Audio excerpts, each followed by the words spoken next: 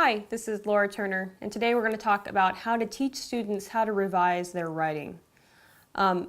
First of all, you should require your students to give you a rough draft of the paper and even sometimes an outline of the paper so that you can sort of look at their argument and nip problems in the bud before they get to be too big to where the student has written the paper in this format and there's just a big roadblock for them.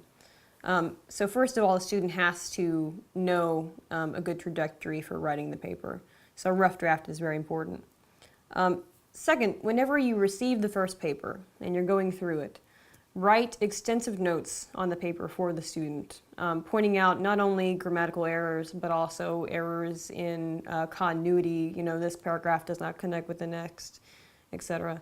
And also, I would actually attach a typewritten page of notes to the student so that they can actually read your notes if you have really bad handwriting like I do.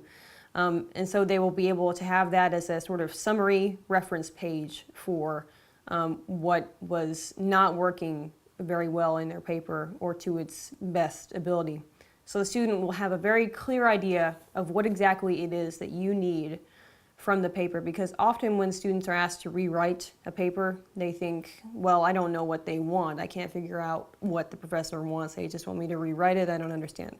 So give them your comments. Give them extensive comments on what you need and what isn't it's not working, and also ways to help it to work better. And also if you want to be, as tough as possible on the first grade, that would also be a good way to get students to want to rewrite the paper, because you're giving them a chance to pull up the grade rather than just a chance to rewrite for rewriting's sake.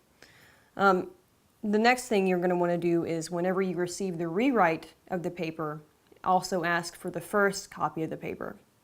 This is going to take a little more time on your part, but you'll have both papers to look at.